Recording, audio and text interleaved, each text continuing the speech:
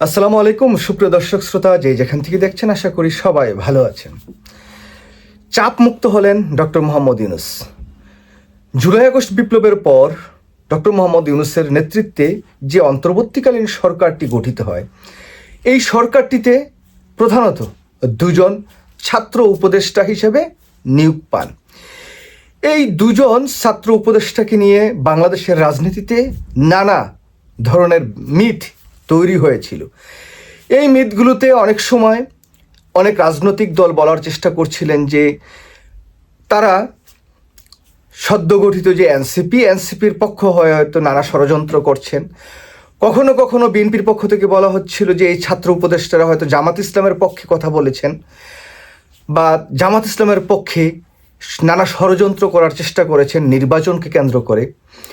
আবার আমরা কিছুদিন আগে শুনতে পেলাম যে আসিফ মাহমুদ সজীব ভুঁইয়া বাংলাদেশের জাতীয়তাবাদী দল বিএনপির পক্ষ থেকে ঢাকার একটি আসনে নির্বাচন করবেন এবং সেই নির্বাচন করার যে গুঞ্জন, সেটা মোটামুটি ভালোভাবেই ডালপালা মেলার শুরু করলো। তো এরকম কিন্তু এই দুজন ছাত্র উপদেষ্টা, এই যে মাহফুজ আলম এবং আসিফ মাহমুদ সজীব ভুঁইয়া, এই দুজন ছাত্র উপদেষ্টাকে নিয়ে নানা সময় নানা মিথ, নানা গল্প, নানা হিস্টোরি তৈরি হতে দেখা গেছে। তো সকল জল্পনা কল্পনার অবসান ঘটিয়ে এই দুজন ছাত্র উপদেষ্টা আজকে তাদের যে পদত্যাগপত্র, সেটা প্রধান উপদেষ্টা ডক্টর মোহাম্মদ ইউনূসের কাছে জমা দিয়েছেন। এই যে তাদের পদত্যাগপত্র জমা দেওয়া, এই জমা দেওয়ার মধ্য দিয়ে ডক্টর মোহাম্মদ ইউনূসের উপর যে একটি চাপ ছিল, তারা দুজন ডক্টর মোহাম্মদ ইউনূসের মোটামুটি একটা গলার কাটা হিসেবে রূপান্তরিত হয়েছিল। সেই জায়গা থেকে ডক্টর মোহাম্মদ ইউনূস চাপ মুক্ত হলেন। তবে এই যে দুজন উপদেষ্টা পদত্যাগপত্র ডক্টর মোহাম্মদ ইউনূসের কাছে জমা দিয়েছেন, এটা কিন্তু একটা নতুনত্ব এখানে তৈরি হয়েছে। দেখুন, এর আগে আপনারা জানেন যে এনসিপির যিনি প্রধান, তিনিও ছাত্র উপদেষ্টা ছিলেন, তিনিও পদত্যাগ করেছেন। পদত্যাগ করে এনসিপির যে দায়িত্ব তার কাঁধে তুলে নিয়েছেন। এখন এই দুজন ছাত্র উপদেষ্টা পদত্যাগ করেছেন। পদত্যাগের সাথে সাথে তারা কিন্তু নতুনত্ব একটি একটা নজির তৈরি করেছে। সেই নজিরটি হলো, যারা উপদেষ্টা হবেন, যারা মন্ত্রী এমপি হবেন, তাদের একটি সিস্টেম অনেক দিন ধরেই বাংলাদেশে আছে, কিন্তু এই বিষয়টি কেউই পালন করে না, যে তারা তাদের কার্যক্রমে থাকা অবস্থায় তাদের যে আয় ব্যয়ের হিসাব, সেটা দেওয়ার কথা। তো এখন পর্যন্ত আমরা কোনো মন্ত্রী, এমপি, সংসদ সদস্য কারো এই আয় ব্যয়ের হিসাবটি দেওয়ার কোনো নজির আমরা দেখিনি। তবে এই আসিফ মাহমুদ সজীব ভুঁইয়া এবং মাহফুজ আলম, এই দুজন কিন্তু তাদের পদত্যাগপত্র ডক্টর মোহাম্মদ ইউনূসের কাছে জমা দেওয়ার সাথে সাথেই তাদের আয় ব্যয়ের হিসাব, এই যে তারা উপদেষ্টা থাকা অবস্থায় তাদের কত আয় ইনকাম, তাদের অর্থবিত্ত কী পরিমাণ বেড়েছে কমেছে, সব কিছুর একটি হিসাব দিয়েছেন।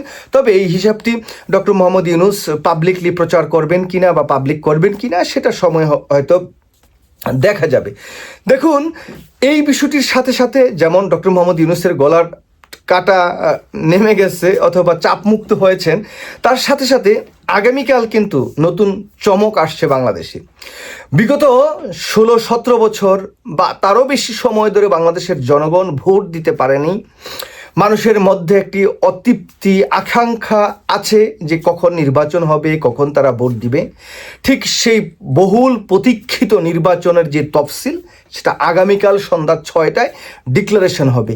তো সেই তফসিলটি, ডিক্লারেশনকে কেন্দ্র করে বাংলাদেশের মানুষের মধ্যে যে উৎসাহ উদ্দীপনা বিরাজ করছে, তার সাথে সাথে হয়তো আমরা এটাও জানতে পারবো যে আসিফ মাহমুদ সজীব ভুঁইয়া এবং মাহফুজ, এই দুজন আসলে কোথা থেকে নির্বাচন করবেন। তারা কি বিএনপি থেকে নির্বাচন করছেন, না এনসিপি থেকে, না জামাত থেকে, সব কিছুর কিন্তু সুস্পষ্ট একটি ধারণা পাওয়া যাবে। দেখুন যে নতুন নতুন চমক, এটা যেমন এই নির্বাচনটির তফসিল ঘোষণার মধ্য দিয়ে নতুন একটি চমক এটা আমাদের জন্য আসছে। তার সাথে সাথে দেখুন, আজকে এনসিপির পক্ষ থেকে 125 জনের মতো নমিনেশন তারা দিয়েছেন। তো সেই জায়গায় আমরা দেখছি বগুড়া 6 থেকে জনাব তারেক রহমানের যেই আসনটি আছে, সেই জায়গায় এনসিপির একজন ক্যান্ডিডেটের নাম ডিক্লারেশন করা হয়েছে, ওয়াকি আবদুল্লাহ। সেই জায়গায় জনাব তারেক রহমানের বিপক্ষে কিন্তু এই ওয়াকি আবদুল্লাহ নির্বাচন করবেন। আমি যদ্দূর জানি ওয়াকি আবদুল্লাহ আগেও খুলনার এই বগুড়ার এই 6 আসন থেকে নির্বাচন করেছিলেন এবং সেই জায়গায় তিনি খুব কঠিনভাবেই তার যে রাজনৈতিক অপোনেন্ট তাদের কাছ থেকে প্রতিহত হয়েছিলেন। তো এবার দেখার বিষয় যে আসলে কী কী হচ্ছে। তো কালকে যে নতুন করে তফসিলটি ডিক্লারেশন হবে, সেই তফসিলটির মধ্য দিয়ে বাংলাদেশে এই যে সুশীল সমাজ কিছু আছে বা কিছু সাংবাদিকরা দীর্ঘদিন যাবৎ নানা গালগপ্প তৈরি করছিলেন যে ডক্টর মোহাম্মদ ইউনূস নির্বাচন দিবেন না, ছাত্র উপদেষ্টারা পদত্যাগ করবেন না, তারা 5 বছর 10 বছর রাষ্ট্র ক্ষমতায় থাকবেন। তো সেই সমস্ত সকল অপবাদ অপতথ্যের মানে পরিসমাপ্ত ঘটিয়ে আগামীকাল নতুন চমক হিসাবেই এই সকলের কাছে এটা একটা চমকই আমি বলতে চাই যে ডক্টর মোহাম্মদ ইউনূস দীর্ঘদিন যাবৎ তার যে মন্ত্রী পরিষদ তারও দীর্ঘদিন যাবৎ বলছেন যে যথাসময় নির্বাচন হবে এবং ডক্টর মোহাম্মদ ইউনূস ফেব্রুয়ারিতে যে নির্বাচনটি ডিক্লারেশন করেছেন সেই সময় হবে। কিন্তু কিছু লোক বিশ্বাস করতে চায় না, কিছু নেতা বিশ্বাস করতে চায় না, কিছু সাংবাদিক বিশ্বাস করতে চায় না। তো সেই সাংবাদিক, নেতা এবং আমরা যারা দীর্ঘদিন যাবৎ ভোট দিতে পারি নাই, এই সবার জন্য একটি চমক হবে কালকে। অবশ্যই কালকে ফেব্রুয়ারির 10 তারিখে জাতীয় সংসদ নির্বাচনের দিন মোটামুটি ধার্য করে হয়তো বা তফসিল ঘোষণা করা হবে। তার মধ্য দিয়ে বাংলাদেশের রাজনীতির নতুন একটা দিগন্তে যাবে। বাংলাদেশটি নতুন যে যাত্রা গণতান্ত্রিক প্রক্রিয়ায় সেটাতে বাংলাদেশ ঢুকতে যাচ্ছে এবং সেই কার্যক্রমটা ডক্টর মোহাম্মদ ইউনূস নিজের তত্ত্বাবধানে সেটা করছেন এবং যে নির্বাচন কমিশনার আছেন তারাও দায়িত্ব পালন করছেন যথোপযুক্তভাবে। যদিও এই বিষয়টি আজকে ঘটার কথা ছিল কিন্তু আজকে ঘটেনি। শুধুমাত্র আপনারা জানেন যে নির্বাচনী যে আসন কেন্দ্রিক যে সীমানা পুনর্নির্ধারণ সেই জায়গায় কিছু সমস্যা ছিল, সেগুলো আমাদের মাননীয় সুপ্রিম কোর্ট বা হাইকোর্টের ফুল বেঞ্চ একটি রায় দিয়েছে। সেই রায়ের প্রজ্ঞাপনটি কালকে দুপুরবেলা জারি হবে। দুপুরবেলা জারি হওয়ার পর ঠিক আগামীকাল সন্ধ্যায় সেই বহুল কাঙ্ক্ষিত প্রতীক্ষিত তফসিলটি ডিক্লারেশন করা হবে। যাই হোক, আমরা হয়তো কালকে পর্যন্ত আরও অনেক কিছু চমক, আরও রাজনৈতিক মেরুকরণ সেগুলো দেখার জন্য অপেক্ষা করতে হবে। যত দিন যাবে রাজনীতি তত উত্তপ্ত হবে, তত বেশি মেরুকরণ হবে। সব কিছুই এখন আমাদের চোখের সামনে দৃশ্যমান হয়ে উঠছে, সেটা আমরা দেখতে পাচ্ছি। আশা করি সঙ্গে থাকবেন, আমরা সব কিছু আপনাদের নিউজ তথ্য দেওয়ার চেষ্টা করব। আল্লাহ হাফেজ, আসসালামু আলাইকুম।